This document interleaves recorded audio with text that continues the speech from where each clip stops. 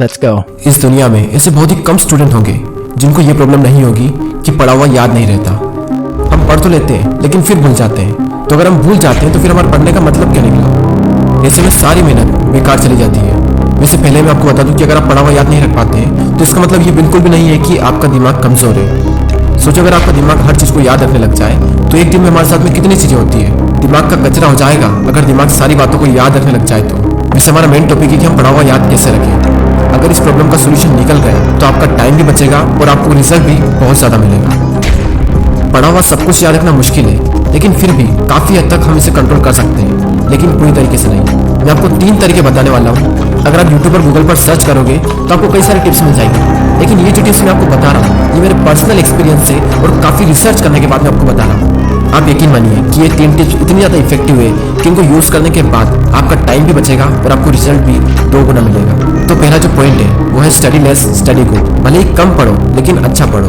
Will Pareto ने इस दुनिया में एक महान सिद्धांत दिया जिसे कहा जाता है 80-20 का रूल्स। इन्होंने एक ऐसा नियम दिया जो कि दुनिया की हर वस्तु में हर जगह पाया जाता है। इन्होंने बताया कि आपके 20% एफर्ट्स आपके 80% रिजल्ट में कन्वर्ट होते हैं। इनका कहना है कि आप सिर्फ 20% चीज़ों पर फोकस करो, आपको 80% रिजल्ट सिर्फ इन्हीं से मिलेंगे।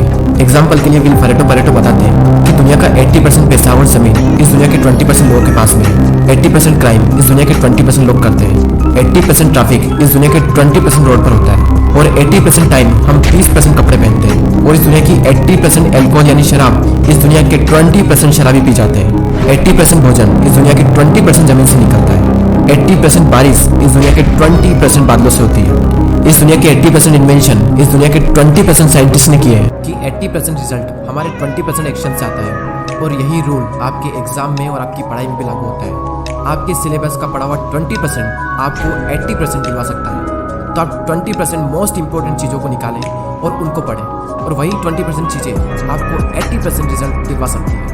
और आपने जो 20% निकाला है वो आपके सिलेबस के कंपैरिजन में बहुत ही कम है। तो ये जो कम है ना, इसको बहुत ही अच्छे से करो। और यही था हमारा first point, study less and study good. दोस्तों मैंने भी कई बार ये गलती की है कि जितना पढ़ना होता है उससे हम कई गुना ज़्यादा पढ़ते हैं और इसका रिजल्ट ये होता है कि हमें जो याद रखना चाहिए वो भी हम भूल जाते हैं। एग्जाम में अब वैसे भी ज़्यादा दिन नहीं बचे तो आप इस रूल को यूज़ करके काफ़ी अच्छा रिजल्ट पा सकते हैं। अब नेक्स्ट जो पॉइंट है वो है स्टडी मॉर्निंग। और ये जो पॉइंट है ना, ये मेरा फेवरेट पॉइंट है क्योंकि मैंने अपनी लाइफ की ज़्यादातर पढ़ाई सुबह ही की है। एक तरफ एक स्टूडेंट है जो सुबह जल्दी उठकर 2 घंटे पढ़ाई कर रहा है, और वहीं दूसरी ओर एक और स्टूडेंट है जो दिन में 4 घंटे पढ़ाई कर रहा है। तो ये जो पहला वाला स्टूडेंट है ये ज़्यादा आउटकम दे पाएगा दूसरे वाले के मुकाबले। सुबह जल्दी उठकर पढ़ने के 2 सबसे बड़े बेनिफिट होते हैं। सुबह के टाइम हमारी कॉन्सेंट्रेशन सबसे पीक स्टेट पर होती है, और सुबह के टाइम पे जो कॉन्सेंट्रेशन होती है शायद ही पूरे दिन में आपको कॉन्सेंट्रेशन मिल पाएगी। और सेकंड बेनिफिट ये है सुबह जल्दी उठने का कि सुबह कोई भी डिस्टर्ब करने वाला नहीं होता है। एनवायरनमेंट में एक अलग ही साइलेंस होता है और उस साइलेंस में कुछ नया सीखने का मजा ही कुछ और होता है। आप सुबह जल्दी उठकर 3 घंटा पढ़िए और उसके बाद में पूरे दिन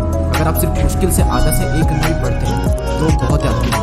कहने को तो लोग 8-10 घंटे पढ़ते हैं, लेकिन जो 2-3 घंटे की मेन पढ़ाई जो होती है कॉन्सेंट्रेशन के साथ वही सबसे मेन चीज़ होती है। सुबह के टाइम हमारा ब्रेन सबसे ज़्यादा एक्टिव होता है और उस टाइम जो भी हम अपने ब्रेन में डालेंगे वो दिमाग में छप सा जाएगा। सो ये था second point, study in morning. अब जो लास्ट जो पॉइंट है बहुत ज़्यादा इंपॉर्टेंट पॉइंट है और ये पॉइंट आप सबको ऑलरेडी पता है, लेकिन हर कोई इस पॉइंट को बहुत इग्नोर करता है। और वो पॉइंट है पढ़ाई के बीच में रेस्ट लेना। कुछ लोग होते हैं जो रेस्ट ही नहीं लेते हैं और कुछ लोग ऐसे होते हैं जो बहुत लंबा रेस्ट लेते हैं, और इस बीच में कुछ लोग ऐसे होते हैं जिनकी पूरी ज़िंदगी रेस्ट लेने में निकल जाती है और एंड में वो खुद रेस्ट इन पीस हो जाते हैं। पढ़ाई के बीच में कितना रेस्ट लेना चाहिए ये मैं आपको नहीं बताने वाला, ये आप खुद तय करें अपने अकॉर्डिंग। आपको फिर से एनर्जी प्रोड्यूस करने के लिए कितना टाइम चाहिए ये आपको आपके अलावा कोई नहीं बता सकता। जितनी इंपॉर्टेंस हम अपनी पढ़ाई को देते हैं उतनी ज़्यादा इंपॉर्टेंस हमें रेस्ट को भी देनी चाहिए, क्योंकि रेस्ट ही वो चीज़ है जिसकी वजह से हम पढ़ पा रहे हैं। हम एक दिन में जागते भी हैं और सोते भी हैं। तो उसी तरीके से अगर आप काम कर रहे हैं तो काम के बीच में रेस्ट लेना भी बहुत ज़रूरी है। और हाँ, ये गलती बिल्कुल मत करना कि अगर आपका एक बार पढ़ाई में मन लग गया तो लगातार बढ़े जा रहे हैं, लेकिन बाद में एक टाइम ऐसा आएगा जब आपका बिल्कुल भी मन नहीं लगेगा रेस्ट लेने के बाद भी। जब एक बार पढ़ाई में मन लग जाता है तो हम इतना पढ़ते हैं कि हम अपने दिमाग को ही पूरी तरीके से थका देते हैं और हालत ऐसी हो जाती है कि फिर से पढ़ने का मन ही नहीं करता। आपने पढ़ना शुरू किया, आपका मन लगा, अब थोड़ी देर बाद आपको रेस्ट लेना चाहिए, लेकिन आपको लगता है कि मैं भी और पढ़ सकता हूँ। तो उस फीलिंग को बनाए रखें और रेस्ट लें और फिर दोबारा उसी फीलिंग के साथ में अपनी पढ़ाई शुरू कर दें। अगर आप चाहें तो आप पोमोडोरो टेक्निक का यूज़ भी कर सकते हैं। पोमोडोरो एक बहुत ही सिंपल टेक्निक है। आपको जो भी काम करना है उस काम को आपको 25-25 मिनट के 4 ब्लॉक्स में डिवाइड करना है, और हर 25 मिनट के ब्लॉक्स में आपको 5 मिनट का ब्रेक लेना है, और 1 घंटा होने के बाद में आपको 15 मिनट का रेस्ट लेना है, और फिर से आपको यही सब करना है। और इस टेक्निक का यूज़ करके आप काफ़ी लंबे टाइम तक और काफ़ी अच्छे से स्टडी कर सकते हैं। और ना सिर्फ स्टडी बल्कि आप अपने किसी भी काम में इस टेक्निक को यूज़ कर सकते हैं। और इस टेक्निक को यूज़ करने के लिए प्ले स्टोर पर कई सारी एप्लीकेशन है। आपको जो भी अच्छी लगे वो एप्लीकेशन आप डाउनलोड कर सकते हैं। चलिए अब हम उन तीनों पॉइंट्स को एक साथ देख लेते हैं और ये भी देख लेते हैं कि हमने इस पूरी वीडियो में क्या सीखा। हमारा जो मेन टॉपिक था वो ये था कि पढ़ा हुआ याद कैसे रखें, और उसके सॉल्यूशन के लिए हमने 3 पॉइंट्स देखे, जिसमें से पहला है study less study good, second है स्टडी इन मॉर्निंग और थर्ड है रेस्ट लेना। फर्स्ट पॉइंट में हमने 80-20 के प्रिंसिपल को समझा कि किस तरीके से आपको 80% रिजल्ट आपके अपने 20% काम से मिलेंगे, और साथ ही हमने ये सीखा कि आपको फोकस करना चाहिए अपनी 20% स्टडी पर जो आपको 80% रिजल्ट दिला सकती है।